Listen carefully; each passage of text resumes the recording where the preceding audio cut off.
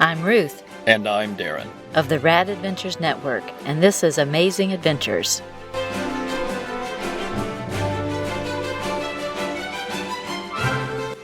Welcome to the first episode of Amazing Adventures, where we'll talk about some of our favorite TV shows, movies, books, and comics. The episodes in this series will be short summary-level discussions where we'll tell you what a title is about, who the main characters are, where it is set, when it was released, why we like it, and how we first discovered it. Adventure stories are a favorite genre of ours, and over the course of this show we hope to talk about some of our all-time favorite characters, films, and TV shows. Upcoming episodes will feature Robin Hood, Zorro, The Princess Bride, and more. Amazing Adventures is part of the Rad Adventures Network. If you enjoy the show, please consider checking out our other podcasts that are available from Apple Podcasts, Spotify, Amazon Music, and YouTube. Trekker Talk is a fan podcast devoted to the adventures of 23rd century bounty hunter Mercy St. Clair from the pages of the sci-fi comic Trekker by writer and artist Ron Randall. Warlord Worlds is a fan podcast devoted to the comic creations of writer and artist Mike Grell, including the Warlord, John Sable, and Green Arrow. And Xenozoic Xenophiles covers the series Xenozoic Tales by writer and artist Mark Schultz, featuring Cadillacs and dinosaurs. But now it's time to talk about some amazing adventures, right after this promo for another podcast you may enjoy.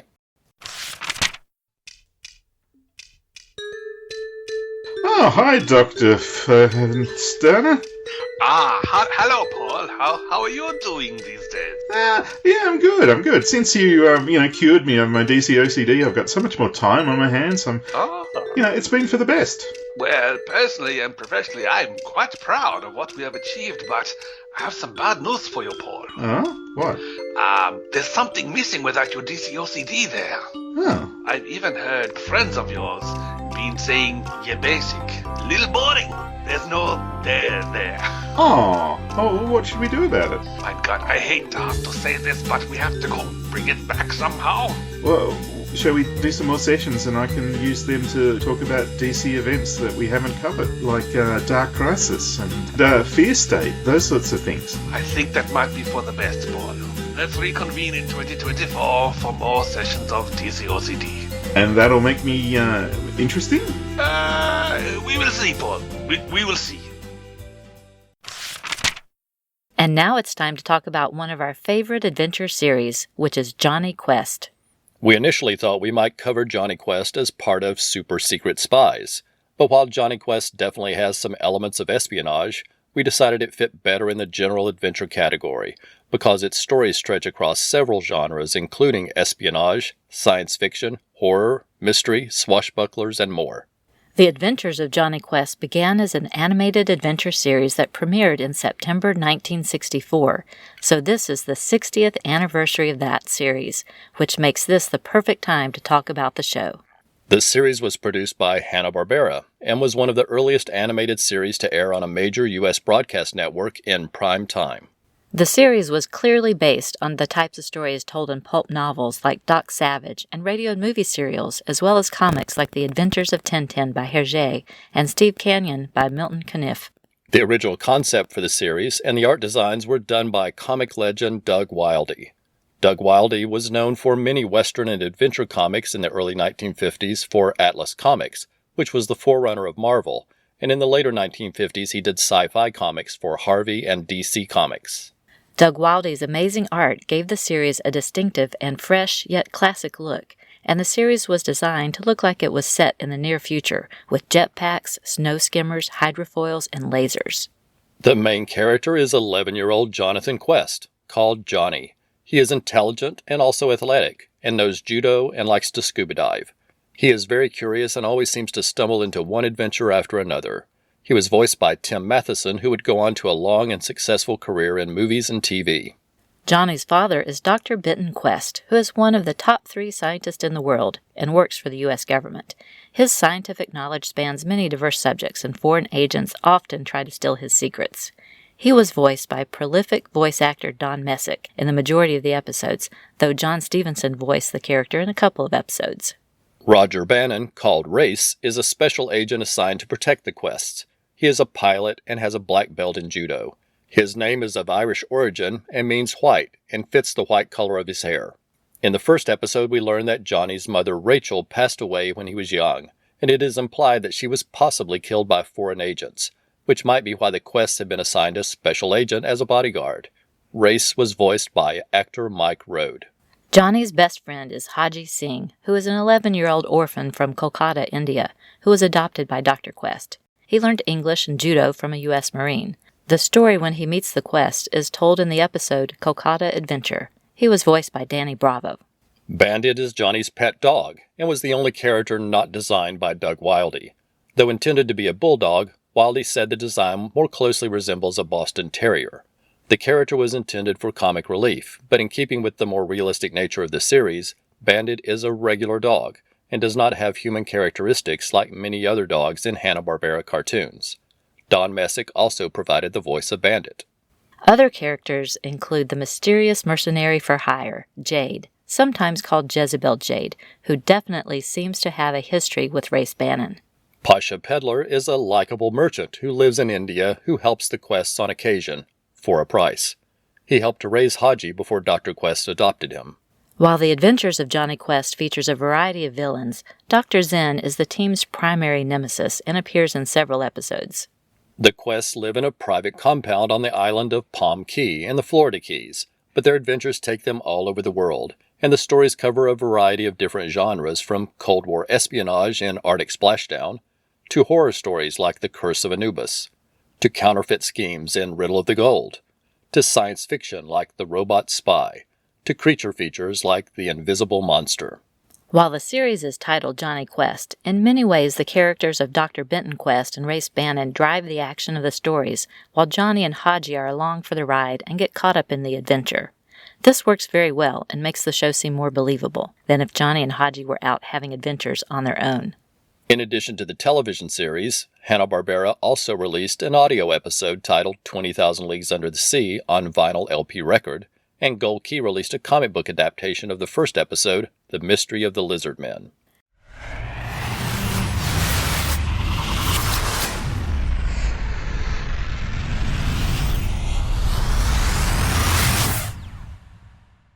The series was a big hit with critics and with audiences and got high ratings. However, while the series was produced by Hanna-Barbera, it used more realistic art styles and character designs than their typical cartoon shows, as well as more fluid animation, which significantly increased the cost of each episode. In the end, it was too expensive to justify a second season, and the series came to an end after only 26 episodes.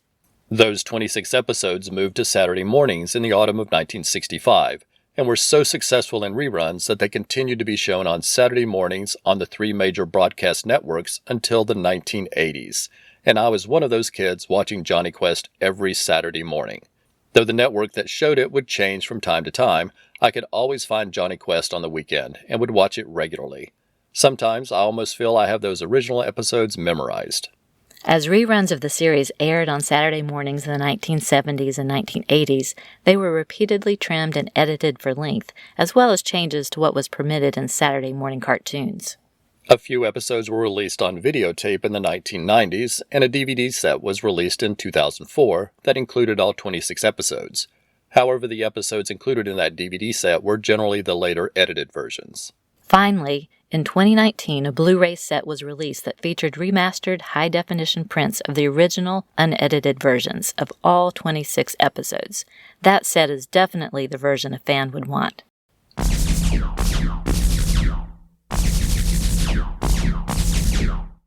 As the popularity of Jonny Quest continued throughout the 1970s, Hanna-Barbera considered reviving the series, with Doug Wildey even pitching the idea of Young Dr. Quest, The Adventures of John Quest, that would have featured an adult Jonny Quest, now a graduate of MIT, continuing to have adventures with his friend Haji, but the series never went into production. Then, as Jonny Quest remained popular in reruns into the 1980s, Hanna-Barbera decided to produce additional episodes, and The New Adventures of Jonny Quest premiered in syndication in 1986. 13 new episodes were produced that season, with plans to produce 26 additional episodes the following season. The plan was to package those 39 new episodes with the original 26 episodes for a 65-episode syndication package. That was the number of episodes local stations generally wanted for syndicated children's television shows at the time. These episodes featured the return of Don Messick as Dr. Benton Quest and Bandit. Scott Menville was Jonny, Rob Paulsen was Haji, and Granville Van Dusen was Race Bannon.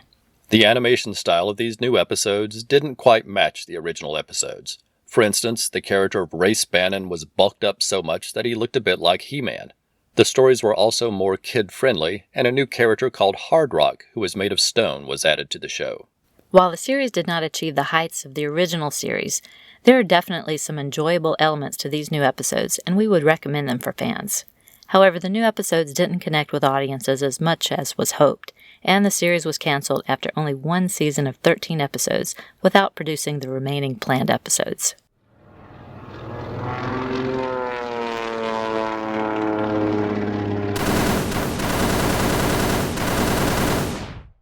However, Jonny Quest fans got something else new in 1986, which was a comic book series. The original creator and designer Doug Wildey returned for this series from independent publisher Kamiko. Doug Wildey wrote and drew the first issue and also did a gorgeous wraparound cover.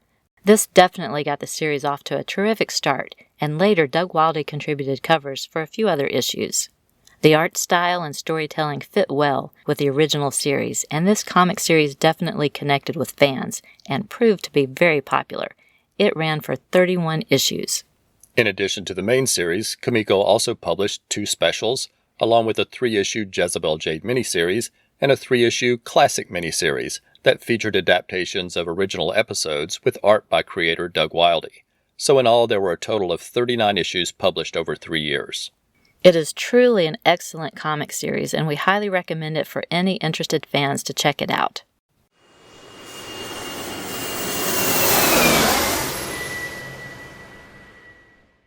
The continued popularity of Jonny Quest in syndication and in comics led to another animated revival with the TV movie Johnny's Golden Quest in 1993. Don Messick again returned as Dr. Benton Quest and Bandit. In addition, Rob Paulsen and Granville Van Dusen returned from the 1980s series as the voices of Haji and Race, with Will Estes taking on the role of Jonny. In the movie, a young girl asks the Quest team to find her missing father, who is a scientist abducted by Dr. Zen. However, as the movie progresses, we learn that the young girl, named Jessie, is actually the daughter of Race and Jade, and she joins the Quest team going forward.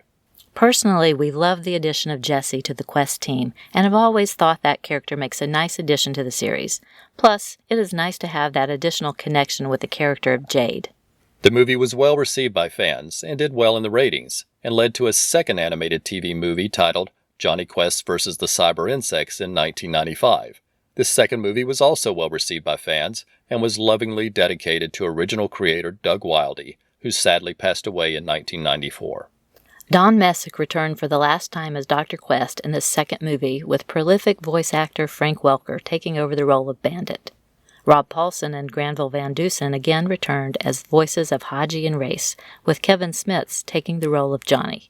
And of interest to longtime fans, the movie features Jonny's original voice actor Tim Matheson in a cameo role. To celebrate the 60th anniversary of the series, these 2 movies were just released on Blu-ray in a double feature set for any fans who want to pick them up.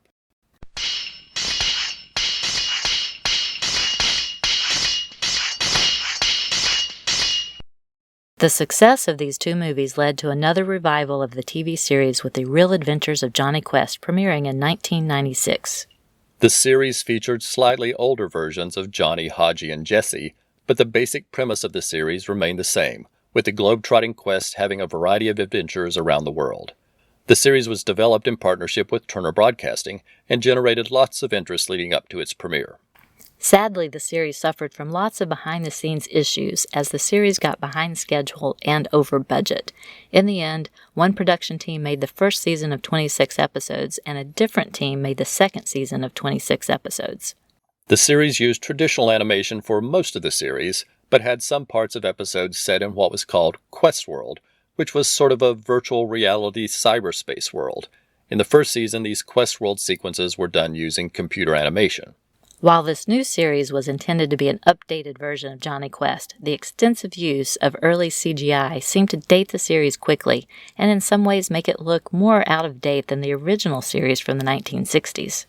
The second production team did not want to use the computer animation, but found that contracts signed for the first season obligated them to continue to use them.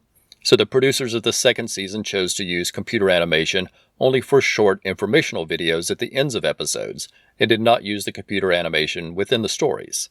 I definitely preferred that approach because it meant the main story didn't look so dated so quickly. Some critics and fans applauded the ambitions of the new series, while others criticized it for the same reasons. Extensive promotions for the series generated lots of interest, and the series premiered with initially high ratings that sadly quickly dropped, leading to the show's cancellation after 52 episodes.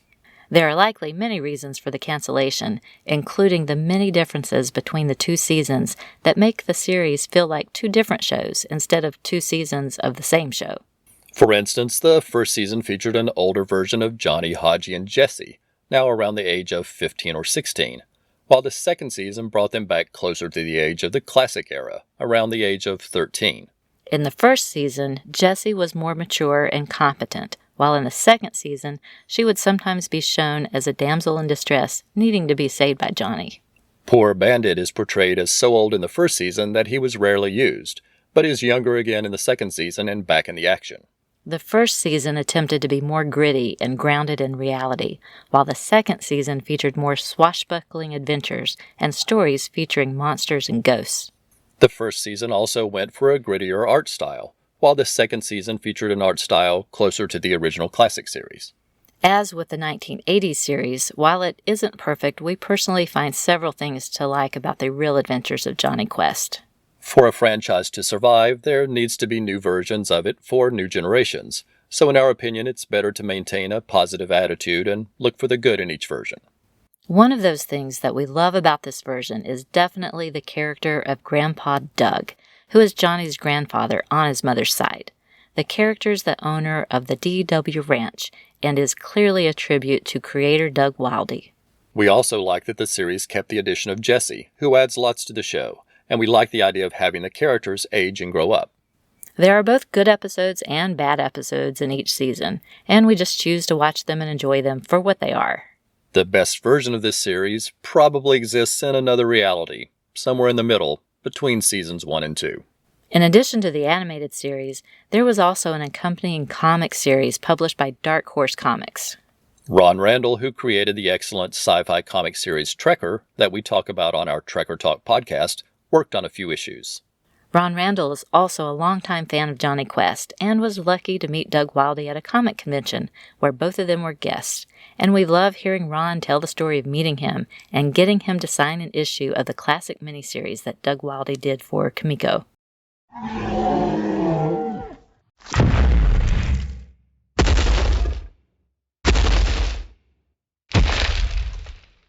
Whatever the reasons, the cancellation of The Real Adventures of Jonny Quest in many ways brought an end to a show that had existed in various forms for more than 30 years. The truth is, the original animated series was so good that it was impossible for any subsequent series to match its style and storytelling. Personally, we think the Kamiko comic series comes the closest to matching the original series. The art style and stories are excellent throughout that run. We have gotten a few other versions of Jonny Quest in recent years. For instance, the animated series The Venture Brothers is both a parody of and homage to Jonny Quest. The Quest characters have made cameo appearances in the Scooby-Doo Mystery Incorporated TV series, as well as in the Scooby-Doo Team-Up comic books. The Future Quest comic series featured several characters from a variety of the Hanna-Barbera adventure shows of the 1960s and 1970s, including the characters from Jonny Quest. The multi-talented Jeff Parker wrote that excellent series, which features art by Evan Doc Shaner and others, including Ron Randall, who does art for a few of the issues. We enjoyed talking to Jeff Parker about Future Quest in an interview in Trekker Talk episode number 29, if you're interested. And to celebrate this anniversary year, there is a brand new Jonny Quest comic series from Dynamite. The preview issue 0 was released for Free Comic Book Day, with the first full issue released in August just prior to the anniversary. The new series is written by Joe Casey with art by Sebastian Pires, and we really like the initial premise, which cleverly connects 1964 and 2024 to celebrate the anniversary. We definitely hope the series is successful and continues. And of course, there has also been a live-action movie in development for many years. It has gone through the hands of many writers and many directors, and hopefully it will finally go into production at some point in the future.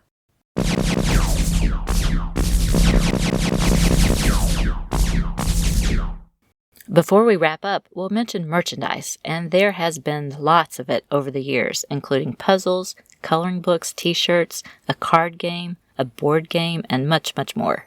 We don't own many items, but we have a few key items that we really love. We have a Jonny Quest computer video game from 1993, but it's been so long since we played it that we don't remember much about it. Ruth got me an amazing limited edition wristwatch that was released by Fossil Watches in 1996. It even comes in a small wooden display case designed to look like an old cabinet-style television. We have a wonderful little Hallmark Christmas ornament from 2008 that features Jonny Quest and a pterodactyl.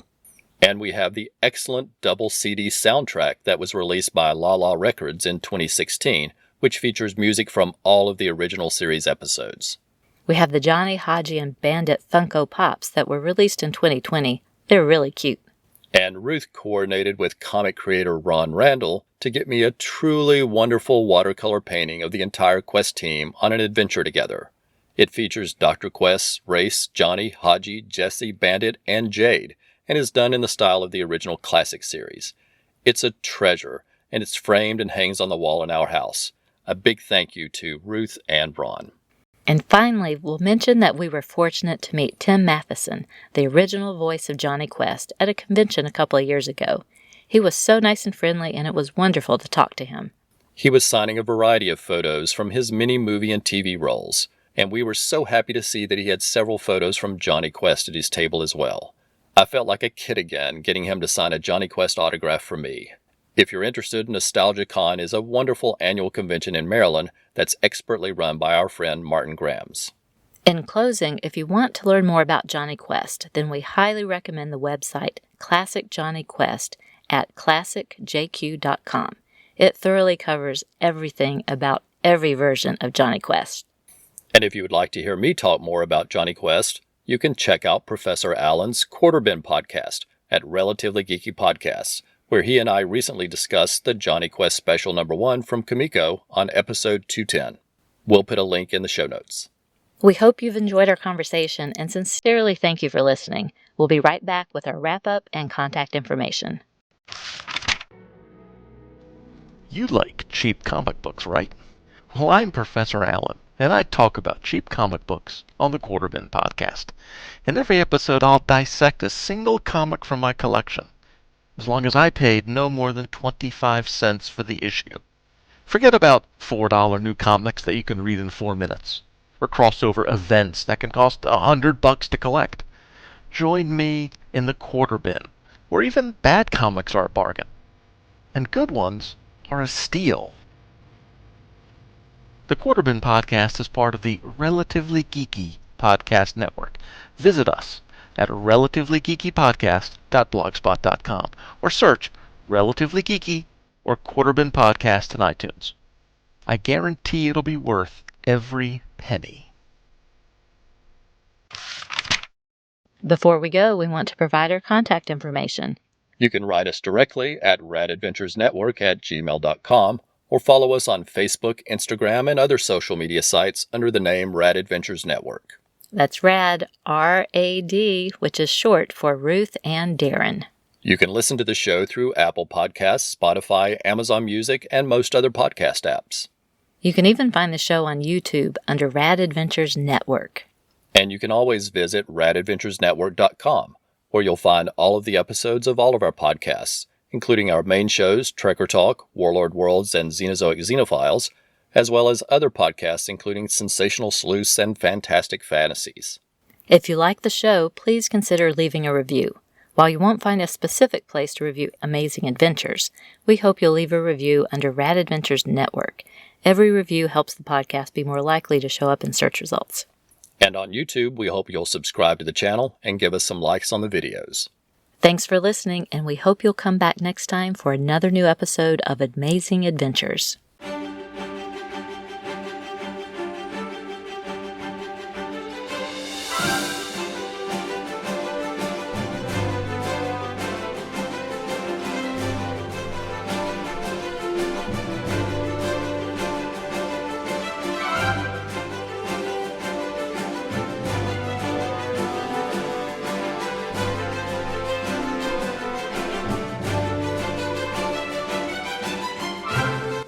Rad Adventures Network is a podcast for fans and by fans. The theme music is Animated Adventure Theme and is licensed from pond5.com. We make no money from this podcast, and no copyright infringement is intended.